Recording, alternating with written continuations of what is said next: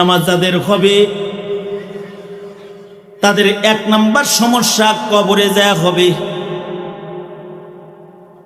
অপবিত্র আমল নামাজ যাদের হবে মিজানের পালার কাছে তাদের সমস্যা হবে। অপবিত্র আমল নামা হবে যাদের, তাদের হাসরের মাঠে দাঁড়ানোর সময় সমস্যা হবে, কবরের সমস্যা হবে, হাসরের সমস্যা হবে, মিজানের সমস্যা হবে, পুরস্কারের সমস্যা হবে। অপবিত্র আমল নামা হলে জান্নাতে যাওয়া মুশকিল হয়ে যাবে। আমল নামা সবার রেডি হইতাছে, এটা পবিত্র রাখতে হইব, কারণ ফেরেশতাদের লিখিত আমল নামাটা যখন রূহ বের হয়ে যাবে, দুনিয়ার সব কিছু থেকে বান্দা আলোক হইলেও আমল নামা তার সাথে থাকবে। তার জিন্দেগির রেকর্ড, তার জিন্দেগির কৃতকর্ম, এইগুলা সব আমল নামাটা তার সাথে কবরে যাবে। মাইয়িতের জন্য যখন লাহাদ প্রস্তুত করা হয়, মাইয়িতের জন্য যখন কবর রেডি করা হয়, একটা মাইয়িত মরার পরে যখন তার জন্য কবর প্রস্তুত করা হয়, এই কবরের মধ্যে এই মাইয়িতকে নামানোর আগে তার আমল নামা কবরে চলে যায়। আমল নামায় যদি গুনাহ থাকে, গুনাহগুলা সাপ বিচ্ছু আযাব হইয়া কবরের ভেতরে প্রস্তুত হয়ে থাকে, আর সে যাওয়ার সাথে সাথে তার উপর আক্রমণ শুরু হয়ে যায়। যারা বড় মাপের গুনাহগার তাদের কারোর কারোর আযাব তো দেখা গেছে। হিলিয়াতুল আউলিয়া কিতাবের নাম। আব্দুল্লাহ ইবনে আব্বাস রাদিয়াল্লাহু আনহুমা তিনি নিজেই হজের সফরে যাইতেছেন, হজের সফরে যাচ্ছেন আব্দুল্লাহ ইবনে আব্বাস রাদিয়াল্লাহু আনহু। হযরত আব্দুল্লাহ ইবনে আব্বাস হজের যেই কাফেলায় যাচ্ছেন, পাশে আরেকটা কাফেলাও হজের যাইতেছে, কাফেলা কাফেলা যাচ্ছে। তে এই একজনার মৃত্যু, পাশের কাফেলার এক হাজী রাস্তায় মরুভূমিতে মৃত্যুবরণ করলো। হাজী মারা গেছে এহরামের কাপড় পরা অবস্থায় মরুভূমির মাঝখানে। কিন্তু আজব বিষয় হলো, সাথীরা যখন তার জন্য কবর খনন করছেন, কবর খনন লাহাদ প্রস্তুত করা, কবর খনন করাও শেষ, মাইয়িতকে কবরের কাছে আনা হয়েছে, কেবল নামানো হবে, ঠিক তার আগেই দেখে বিরাট বড় একটা আজদাহা সাপ এসে কবরে মাইয়িতের জায়গায় পাশে শুয়ে পড়ছে। হাজিরা ঘাবড়ায় গেলেন, সাথে সাথে তার এই লাশটাকে বহন কইরা লাল নীল বাতি বন্ধ করে দি। তো কবরের ভেতরে বিশাল বড় আজদাহা শুয়ে পড়ছে। হাজিরা ভয়ে লাশ নিয়া দৌড়ায় ওখান থেকে দৌড়ে চলে গেছে। এই মাইয়িতের জন্য দ্বিতীয়বার আবার কবর প্রস্তুত করা হয়েছে। আবার লাশ কবরের পাশে আনছে, আর দেখে ওই কবরের ভিতরে সাপ শুয়ে রয়েছে। এখান থেকে সরায়া আরেকটু দূরে নিয়ে আর একটা কবর খনন করেছে। সেখানে লাশ কবরে নামাবে, দেখে কবরের ভেতরে সাপ শুয়ে রয়েছে। চতুর্থ নাম্বার কবর আর একটা খনন করেছে। চতুর্থ কবর খনন করার পরে চতুর্থ কবরে দেখে আবার সাপ আর একটা শুয়ে রয়েছে। কবর খনন করলো কয়বার? 4 বার। কবরের ভেতরে আগে আইসা সাপ শুয়ে পড়ে। খবর পাইল সবাই পাশের কাফেলায় আছেন। আব্দুল্লাহ ইবনে আব্বাস রাইসুল মুফাসসিরিন ফিল ইসলাম, রাইসুল মুফাসসিরিন, নবীজির কাছ থেকে সবচেয়ে বেশি কোরআনে কারীম যিনি বুঝেছেন, তিনি আছেন পাশের কাফেলায়। সবাই মিলা ইবনে আব্বাসকে যা বলে, আল্লাহর নবীর সাহাবী, একটা মাইয়িতের জন্য 4টা কবর আমরা খনন করেছি, 4 কবরে লাশ নামানোর আগে সাপ এসে শুয়ে থাকে, কি করব আমরা? আব্দুল্লাহ ইবনে আব্বাস রাদিয়াল্লাহু আনহু বলেন, ওইটা তোমরা যেটা দেখো এটা সাপের আকৃতিতে তার আমলনামা, তার কৃতকর্ম আমলনামা কবরে শুয়ে যায়। তার আমলনামাটা তার আগে কবরে চলে যায়। তার আমলনামার মধ্যে গুনার সংখ্যা এত বেশি যে তার পাপগুলা তার আগে কবরের ভেতরে শুয়ে পড়ে। সুতরাং এই 4 কবরের যে কোনো এক কবরে তাকে দাফন করে দাও, কারণ সে মৃত্যুর আগে তওবা করে নাই। আমলনামার ভেতরে গুনাহ বেশি, এই গুনাহগুলা তার আগে কবরে যে শুয়ে রয়েছে, যে কোনো একটা নামায়া দাও। নামায়া দিছে যে কোনো একটা। হাজিরা হজ শেষ করে যেই যারে দাফন করছে তার বাড়িতে গেছে, যা তার বিবিকে বলে, ইহরাম পরা একজন হাজিকে কবরে নামাইলাম এক বিভৎস হালতে, তোমার স্বামীর ব্যাপারে তুমি তো স্বামীর কাছের খবর জানো, তুমি কিছু বলো, কেন তার কবরের এই বেহাল অবস্থা? তো বলল, তার বেহাল অবস্থা হওয়ার পেছনে কারণ হইল সে তারই এক বন্ধুকে মরুভূমিতে হত্যা কইরা দাফন করছে। দাফন কইরা তার সম্পদ দখল করে সে আঙ্গুল ফুলা কলা গাছ হয়েছে, আর নিজে বুজুর্গ সাজার লেগে কাফন কইরা হজে গেছে। আল্লাহ পাক এইরকম জালিমের হারাম টাকার ইবাদত কবুল করে না বিধায় মনে হয় এই অবস্থা আমার স্বামীর হয়েছে। বহু বুঝাইছে কিন্তু বুঝ নেয় নাই, তার হারাম তাকে কবরে যাওয়ার সাথে সাথে পাকড়াও করেছে। এইরকম বুজুর্গ এই ইলেকশনে অভাব নাই, যারা টুপি মাথায় দেয় দিনদার সাজার জন্য, পাঞ্জাবি পরে দিনদার সাজার জন্য। আমার পরিচিত একটা ড্রাইভার আছে, সে ইদানিং একজন খুব জনপ্রিয় প্রার্থীর গাড়ি চালায়। তা আমি দেখা হয়েছে, পরে বললাম, কিরে কই আসস? এই নেতার লগে আইলি যে, কই হুজুর ওনার গাড়ি চালাই। তুই তোর কপাল খুলে গেছে রে, কয়দিন পরে তো প্লাকওয়ালা গাড়ি চালাবি। কয় জি হুজুর, জি হুজুর।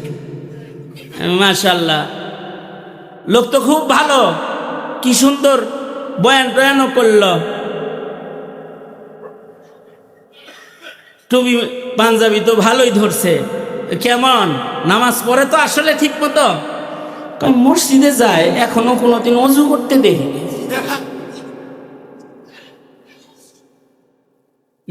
ভাই চলে আসছেন,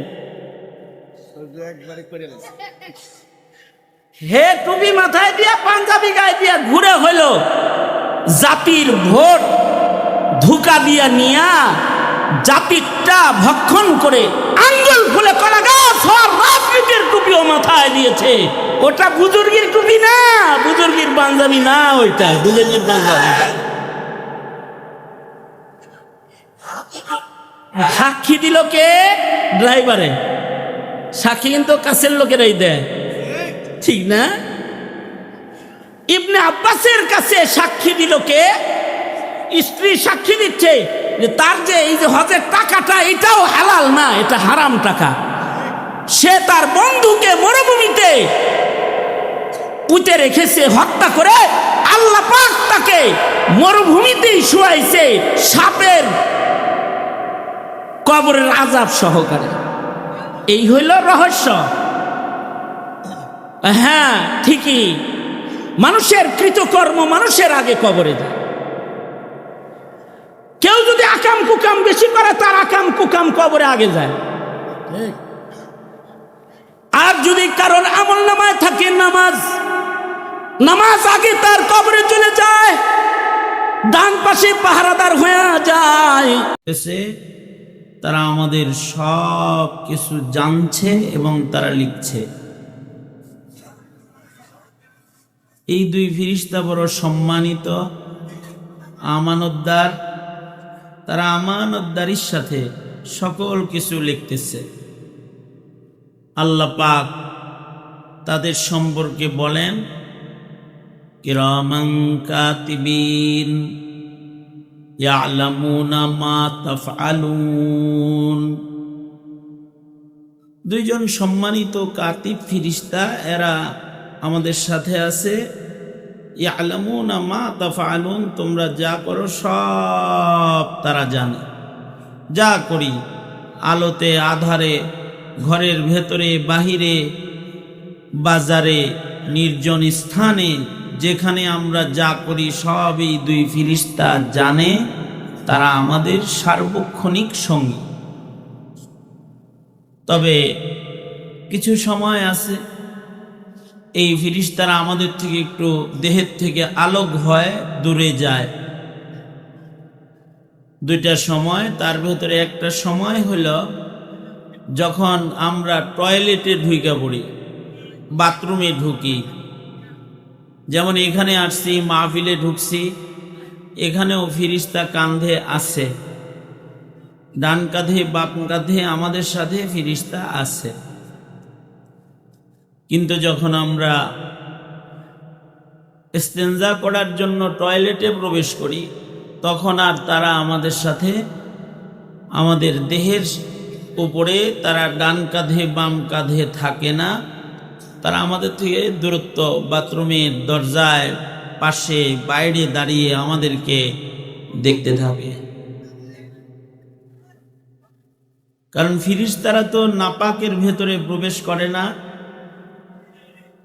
বাথরুম তো নাপাক জায়গা, সেখানে শয়তান জিন্নাত থাকে। ফেরেশতা বাথরুমে ঢোকে না।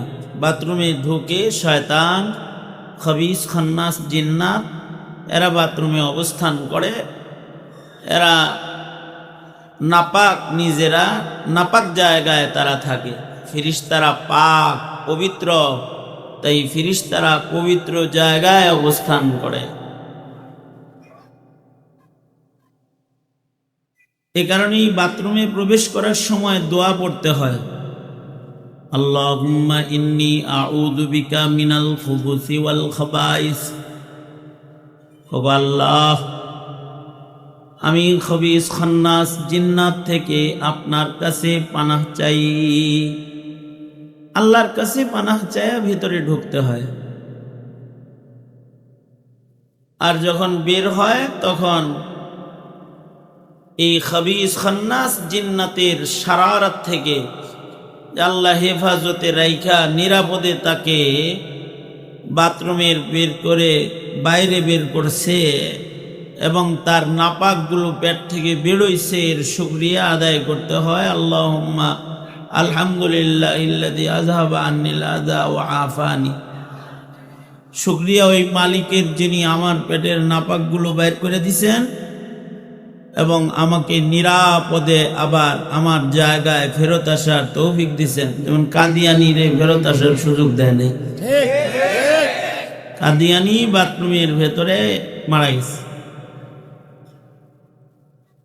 এইখানে তো শয়তান জিন্নাত থাকে, ফেরেশতা থাকে না। এখানে ঢোকার আগে দোয়া পড়তে হয়। এই কারণেই বাথরুমে বেশি সময় অবস্থান করতে নাই, এতে ফেরেশতারা কষ্ট পায়। ফেরেশতারা বাইরে যে থাকলো, তাদের জায়গা থেকে তাদেরকে সরায় রাখলাম আমরা, এটা তাদের তাকলিফ হয়, কষ্ট হয়। এ কারণে টয়লেটে তাড়াতাড়ি প্রবেশ করা, তাড়াতাড়ি বাইর হয়ে আসা, হাজত সাইরা তাড়াতাড়ি বেরোয় আসা, লম্বা অবস্থান না করা। কেউ যদি টয়লেটে যায় লম্বা অবস্থান করে, ফেরেশতাদের কষ্ট হয়। আধুনিক জমানায় ফেরেশতা, এই টয়লেটের ভেতরে ফেরেশতা যে কষ্ট পায়, এটা ফিকির করা, চিন্তা করার মতো টাইম নাই। আধুনিক যুগে হইল টয়লেটের ভেতরে মেকআপের আয়োজন, টয়লেটের ভেতরে ড্রেস আপের আয়োজন, টয়লেটের ভেতরে পত্রিকা পড়ার আয়োজন আছে। কিছু কিছু খবিস আছে টয়লেটের ভেতরে পত্রিকার সেলফ রাখে, বাথরুমে গেলে বাইরে দিতে চায় না, মেকআপ টেকআপ কইরা তারপরে বাইরে। ড্রেসিং রুম, মেকআপ রুম আলাদা রাখবে। টয়লেটে তাড়াতাড়ি বেরোয় আসার চেষ্টা করবে সেখান থেকে, কারণ ওইটা নাপাক জায়গা, ওখানে ফেরেশতাদের কষ্ট হয়।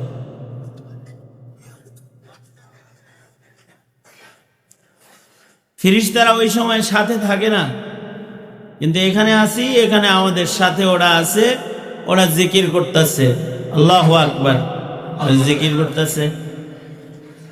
মসজিদে নামাজ পড়তেছি, তখন ওরা আমাদের কান্দে আছে, সাথে আছে। এ কারণে নামাজে সালাম যখন ফিরাই, তখন ফেরেশতাদের নিয়ত করতে হয় সালাম ফিরানোর সময়। ডান দিকে সালাম ফিরাইল, আসসালামু আলাইকুম রহমতুল্লাহ, আসসালামু আলাইকুম রহমতুল্লাহ, বাম দিকে নিয়ত করবে ডান কাদের ফিরিস্তা সহ ডানে যারা আছে তাদের সালাম, বাম কাদের ফিরিস্তা সহ বামে যারা আছে তাদের সালাম। আর একটা সময় ফিরিস্তারা কষ্ট পায়, সেই সময়টা হইল হালতে জানাবাত। কারোর যদি গোসল ফরজ হয়ে যায়, তখন ফিরিস্তারা নাপাক দেহেও থাকে না। যার গোসল ফরজ হয়ে গেছে, যার বদন নাপাক হয়ে গেছে, স্বামী স্ত্রী রাত্রে একসাথে ছিল, গোসল ফরজ হয়ে গেছে হালতে জানাবাত, স্বপ্নদোষ হয়েছে কোনো যুবক যুবতীর, এবার গোসল ফরজ হয়ে গেছে হালতে জানাবাত, এই সময়ে ফিরিস্তারা সাথে থাকে না। এ কারণে গোসল ফরজ হয়ে গেলে দেরি করবে না, তাড়াতাড়ি গোসল করবে যেন ফিরিস্তারা কষ্ট না পায়। রাত 11টার সময় গোসল ফরজ হয়েছে 12টায়, আর গোসল করছে পরের দিন সকাল 10টায় 11টায় দুপুর বেলায়, এই 12 ঘন্টা ফিরিস্তারা কষ্ট পাইছে। কারণ তারা আমাদের সাথে আছে, তারা আমাদেরকে দেখতেছে, আমাদেরকে জানতেছে, আমাদের ব্যাপারে লেখালেখি করতেছে, আমাদের আমলনামা প্রস্তুত করতেছে। যুবকরা যারা আছো খেয়াল রাখবা জিনিসটা, ইনশাআল্লাহ। কও ফরজ গোসল শীতের দিন হইলেও ফরজ গোসল সাথে সাথে করতে হবে, প্রয়োজনে গরম পানির ইন্তজাম করে হলেও তাড়াতাড়ি ফিরিস্তাদেরকে সুকুন ইতমিনান দিয়ে দিতে হবে। এমনকি মসজিদে কেউ যদি ঢুকে, মসজিদে ঢোকার সময় মুখে যেন দুর্গন্ধের দ্বারায় ফিরিস্তা কষ্ট না পায়, কারণ এখন খালি তোমার ঘরের ফিরিস্তা না, যত মুসল্লি ঢুকছে সবার সাথে ফিরিস্তা ঢুকছে না, তাদের যেন কষ্ট না হয়। এ কারণেই কাঁচা পেঁয়াজ রসুন এগুলো খেয়ে মসজিদের ভেতরে ঢুকতে নাই, মুখ সাফ করে তারপরে ঢোকা চাই, কারণ এর দ্বারায় ফিরিস্তাদের তকলিফ হয়, কষ্ট হয়। খুশবু ব্যবহার করা যায়, সুগন্ধি, এর দ্বারায় ফিরিস্তাদের আরাম হয়। সুগন্ধি ব্যবহার করা, ঘরের ভেতরে সুগন্ধি, এটা ঘরে অবস্থানরত ফিরিস্তাদেরকে সুখ দেয়, শান্তি দেয়। আর ঘরের ভেতরে যদি দুর্গন্ধ থাকে, ছবি থাকে, কুকুর থাকে, লা তাদখুলুল মালাইকা, ফিরিস্তা প্রবেশ করে না ওই ঘরে। যে ঘরে মূর্তি আছে, ছবি আছে, অথবা কুকুর আছে, অথবা যে ঘরটা নাপাক হয়ে যায়, ওখানে ফিরিস্তাদের কষ্ট হয়। তাড়াতাড়ি ঘরকে পরিচ্ছন্ন করা, ঘরের ফিরিস্তাদেরকে সালামতি দেওয়া, শান্তি দেওয়া, আরাম দেওয়া, কারণ এরা আমাদের সব সময়ের সঙ্গী, সব সময় আমাদের সাথে তারা আছে। কিছু কিছু নারীরা আছে, এরা নেল পলিশ ব্যবহার করে, আছে না নাই? আছে না? নেল পলিশ ব্যবহার করে। যারা নেল পলিশ ব্যবহার করে, নখ পালিশ ব্যবহার করে, তাদের শরীর যদি নাপাক হয় এটা আর পাক হয় না। কারণ যে জায়গায় নেল পলিশ লেগে আছে ওখানে পানি পৌঁছবে, তার ফরজ গোসল হবে? ফরজ গোসল যদি কারোর না হয় তাহলে তার বদন নাপাক। এই নাপাক বদন জানাবাতের হালাত মাসের পর মাস অনেক নারী লালন পালন করে নেল পলিশের খাতির। এর আঙ্গুলের মাথাটা একটু সুন্দর দেখা যাইব, এই জন্য তার বদনকে সে নাপাক বানায় রাখে। আপনাদের এলাকায় নেল পলিশ বেচা কিনা হয় না, ঠিক না? যে বাবা তার মেয়েকে এরকম নেল পলিশ কিনে দেয়, যে স্বামী তার স্ত্রীকে নেল পলিশ কিনে দেয়, লাগাইতে কয় খুব ফাইন লাগতেছে, এই ওটা এদিকে তাকা বেটা, কথা বলতেছি না আমি? আখবাসুন নাস কাহে। এই যে নেল পলিশ যে ব্যবহার করল, এটা অহরহ মুসলমানের ঘরের কেস, এটা ঠিক না? অহরহ না, এটা এটা ব্যাপক ভাবে এটা চলছে, যে নখে লাগায় রাখছে। কিন্তু যার নখে লাগাইল, নখটাকে ঢাইকা ফেলল, ওর গোসল হবে? ফরজ গোসলও তো তার হবে না। তো ফরজ গোসল যদি না হয়, তার হালতে জানাবাতে আছে। হালতে জানাবাতে থাকলে এই দেহে ফেরেশতারা অবস্থান করে না। এজন্যে তড়িৎ পবিত্রতা অর্জন করা। এমনকি আল্লাহর রাসূল তো সব সময় ওযুর হালতে থাকতেন।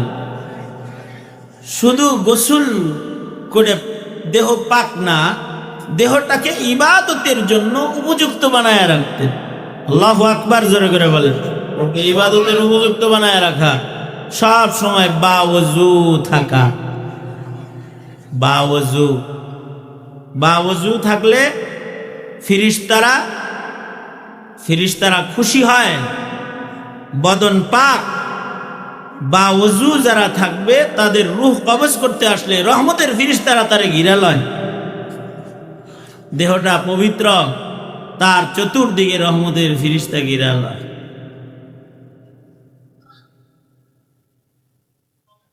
পবিত্র মানুষদেরকে আল্লাহ পাক পছন্দ করেন। ইন্নাল্লাহা ইউহিব্বুত তাওয়াবিন ওয়া ইউহিব্বুল মুতাতাহহিরিন। যারা যত উন্নত পবিত্র পন্থায় থাকে, তাদেরকে আল্লাহ পাক তত বেশি পছন্দ করে।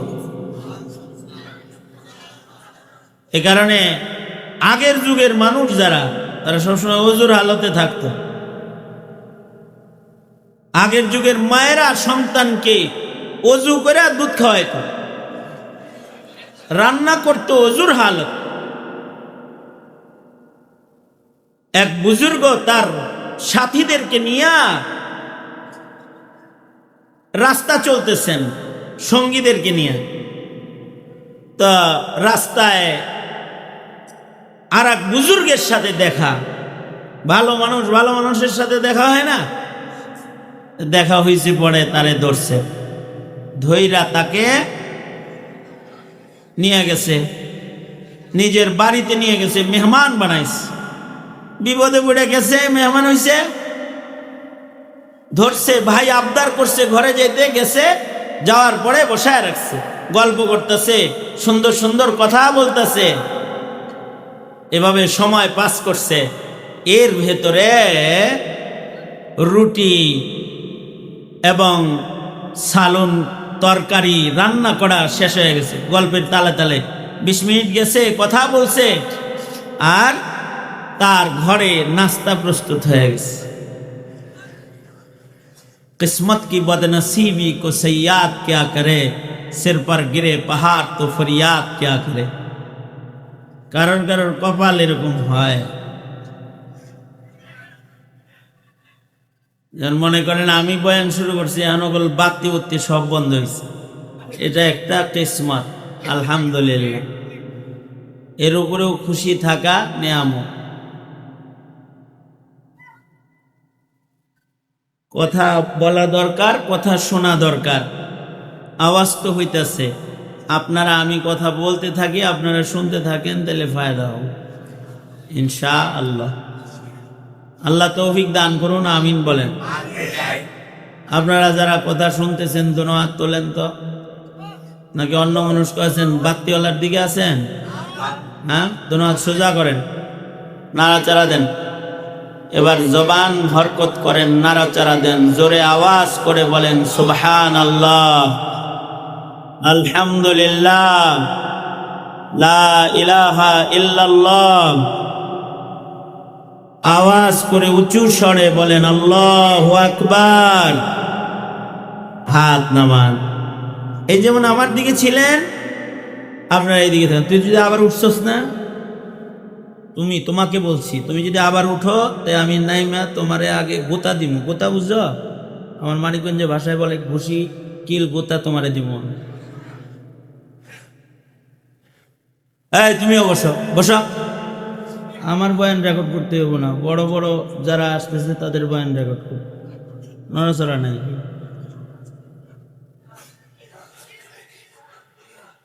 তা আমি যেটা বলতেছিলাম, আবার অ্যাটেনশন প্লিজ, এদিকে খেয়াল করেন। এক হাত তোলেন। ডান হাত তুলছেন না বাম হাত তুলছেন? ডান হাত তুলছেন তো? হাত নামান। এই বুজুর্গের সাথে কথা বলে সময় কাটায় দিচ্ছে। এর ভেতরে কি রেডি হয়েছে? রুটি রেডি হয়েছে, বাজি রেডি হয়েছে, ডিম বাজি করছে, এগুলা আনার পরে বলতেছে প্লিজ অনুগ্রহ করে একটু মেহমান নেওয়াজি গ্রহণ করেন। এই লোক বলতেছে আমরা তো ক্ষুধার্থ না। কয় না, তারপরেও খান, মেহমানদারি করার সুন্নত খান। খাইতে চায় না যখন, কিছু মানুষ আছে না গিরিমিরি করে না খাইতে, এরকম। পরে উঠে যাওয়ার সময় অনেকবার কয় আর একবার কইতেন তাহলে খাইতাম, মনে মনে কয়। খাইতে চাইতাছে না। এই বুজুর্গ বলতেছে হযরত মেহেরবানি করে মেহমানদারিটা কবুল করেন। কারণ হলো যে রুটিগুলা বানানো হয়েছে, এই রুটি প্রস্তুত করার জন্য যে গমগুলো চাষাবাদ হয়েছে, যিনি এই গমগুলো চাষাবাদ করেছেন তিনি অজু করে তারপরে হাল দিছেন। অজুর হালতে অজু করে তারপরে পবিত্র অবস্থায় তিনি গম বনন করছেন। এই গমগুলো যে পরিচর্যা করছে বা অজু করছে, নাপাক হাতে এর পরিচর্যাও করেন, কেটেছেন উত্তম রূপে, অজু কইরা অজুর হালতে ফসল কাটছেন। আর ঘরে আনার পরে যে মহিলাটা এই গমগুলোকে আলাদা করছেন, তিনিও অজুর হালতে এগুলোরে আলাদা করছেন। এগুলোরে বাড়া বেঁধে বেঁধে পিষে পিষে আটা বানাইছেন, অজুর হালতে বানাইছেন, পবিত্র অবস্থায় বানাইছেন। এখন যখন এই গমগুলো দিয়ার রুটি বানানো হয়েছে, তখন পবিত্র অবস্থায় অজু কইরা রুটিটা বানানো হয়েছে, রান্নাটা পবিত্র হাতে হয়েছে। মেহেরবানি করে এগুলো খান, গ্রহণ করেন। এই বুজুর্গ এটা শোনার পরে এই খানার প্রতি কতটা আকর্ষণ হইতে পারে একটু চিন্তা করে দেখেন। হযরত ইমামে আজম আবু হানিফা রহমতুল্লাহ আলাইহি ইমাম আবু ইউসুফের বাড়িতে যায় বেশি করে খাইছেন, কারণ রান্নাটা হয়েছিল পবিত্র অবস্থায়। রান্নাটা প্রস্তুত যিনি করেছে তিনি ওযু করে প্রস্তুত করছে। রান্নাটা যখন সামনে রাখছে তো সকিনা বর্ষণ হইতেছে, এটা দেখা যাইতেছে, তো বেশি খায়া ফেলছে। 4 জনের খানা একাই খায়া ফেলছেন। এবং এই রাত্রে খাবার খেয়ে তিনি একটা আয়াত থেকে 1000 মাসআলা ইস্তেমবাদ করছেন। এই যে পবিত্র হাতের রান্না বরকতপূর্ণ খানা খাইছে যে সময়ে বরকত হয়ে গেছে। মুজাদ্দিদে আলফি সানি রহমতুল্লাহ আলাইহি ওনার কবর জিয়ারত করতে আমাদের এক বুজুর্গ গেছেন, জুলফিকার আলী নকশবন্দি রহমতুল্লাহ আলাইহি। উনি ওনার খুতুবাতে লিখছেন, এই বুজুর্গ জুলফিকার আলী নকশবন্দির বর্ণনা, উনি বলেন যে এই মুজাদ্দিদে আলফে সানির কবরের পাশে একটা মসজিদ আছে। এই মসজিদে এক বুজুর্গ নামাজ পড়েছেন। নামাজের আজান হয়েছে, মসজিদে ঢুকছেন, হঠাৎ করে দেখে নামাজের আজানের পরে মুয়াজ্জিন সাহেব, ইমাম সাহেব তিনি মসজিদের বারান্দায় দাঁড়ায় মসজিদের সামনে কিছু বাচ্চারা খেলতেছে। তিনি বারান্দায় দাঁড়ায় আহ্বান করলো, এই মুসলিম ছেলেরা, এখন জামাত দাঁড়াবে, খেলা বন্ধ করে দাও, মসজিদে চলে আসো। বুজুর্গ বলেন, আশ্চর্য, মুয়াজ্জিন দাঁড়ায় বলল সবাই রে চলে আসতে, আর খেলা বাদ দিয়ে বাচ্চাগুলা সোজা মসজিদে ঢুইকা নামাজে দাঁড়ায় গেল। বুজুর্গ চিন্তা করলেন, আমি মনে মনে ভাবলাম, বুজুর্গ কয়, আমি মনে মনে ভাবলাম এই বাচ্চাগুলা মনে হয় নামাজ পড়তে যে ওযুর দরকার হয় এটা মনে হয় ওরা জানে না। ওরা ওযু করলো না, খেলা বাদ দিয়ে মসজিদে ঢুকলো, আর মসজিদে ঢুইকা ওরা নামাজ আদায় করলো। তাইলে ওদেরকে নামাজের পরে একটু ওযু শিখায়া যায়। তুই বুজুর্গ এই সব বাচ্চাদেরকে এক জায়গায় করে বলতেছে, শোনো, নামাজের আগে নিজেকে পবিত্র করে নামাজের জন্য প্রস্তুত করতে হয়, ওযু করতে হয়। তোমরা যে খেলার থেকে দৌড়ে ডাইরেক্ট এসে নামাজ পড়লা, ওযু তো করলা না। তো বুজুর্গ বলে, আমি সাথে সাথে শরম পায় গেলাম। বাচ্চাগুলা আমাকে লক্ষ্য করে বলল, আমরা মুজাদ্দিদে আলফে সানি গ্রামের সন্তান, আমরা শুধু নামাজ পড়ার জন্য ওযু করি না, আমরা সব সময় ওযুর হালতে থাকি। আমরা যে দৌড়াদৌড়ি করছিলাম, খেলতেছিলাম, আমাদের ওযু ছিল, আর আমরা বাওযু অবস্থায়, পবিত্র অবস্থায় নামাজে এসে দাঁড়িয়েছি, কারণ আমরা শুধু ইবাদতের জন্য ওযু করি না, ওযু অবস্থায় পবিত্র থাকাকেও আমরা নিজেদের জন্য ইবাদত মনে করি। কত বড় একটা কথা। বুজুর্গ বলেন, ওই বাচ্চাদের এই কথাটা শুনি না আমি শর্মিন্দা হয়ে গেছি। হে, কারে ওযু করতে বললাম? তো খেলতেছে, তাও ওযুর হালতে খেলতেছে। আর তোমার ঘরে মাসের পর মাস গোসল ফরজ, এটা ফরজ আদায় হয় না, নেল পালিশ লাগানো খেয়াল করার মতো সুযোগ হইল না। ঠিক ওই মুসলমানকে, ধিক্কার তাকে যে এতটুকুন তহারাতের ইলম যে অর্জন করে না। কারণ এই টাইমে যদি আজরাইল আসে, খবর আছে, নাপাক বদনে কারোর কাছে আজরাইল আসলে খবর আছে তা।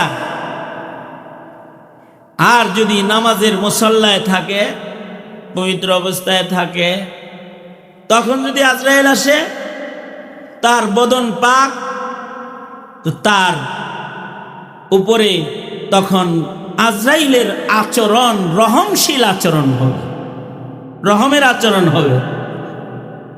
কারণ হাদিস শরীফে আছে, আজরাইল যখন কারো রূহ কবজ করতে আসে, আয়েশা সর্বপ্রথম ঘাড়ের ফিরিস্তাদেরকে সালাম দেয়, মুসাফা করে, তাদের সাথে কথা বলে।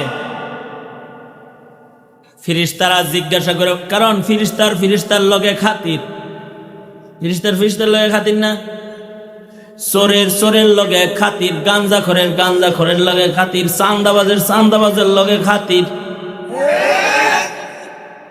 আওয়ামী লীগের লগে খাতির।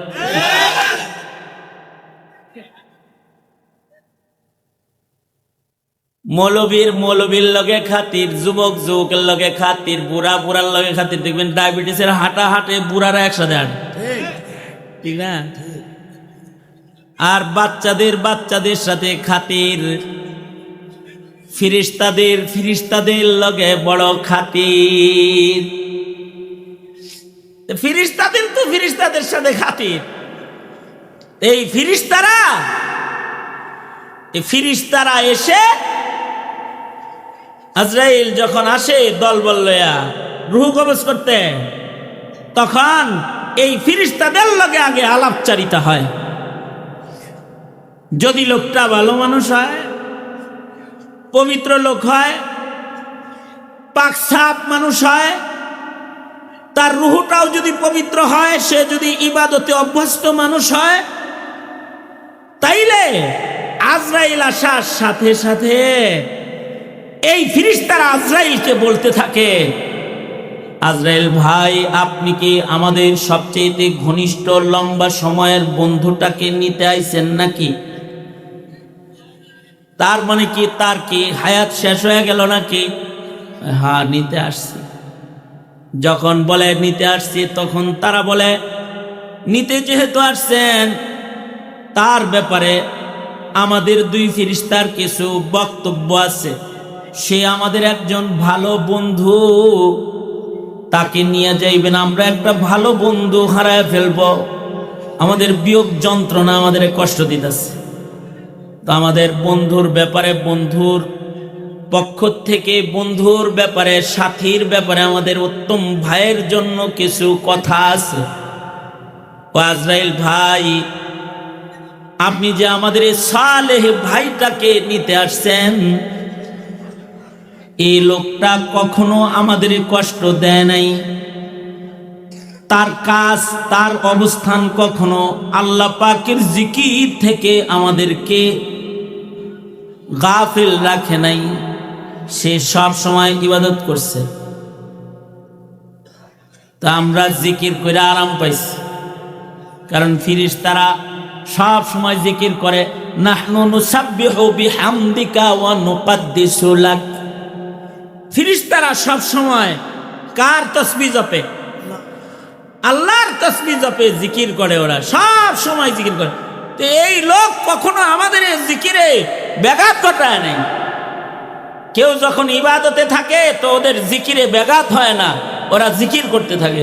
আর কেউ যদি গাঞ্জা খায়া আসমান দিয়ে করতে থাকে,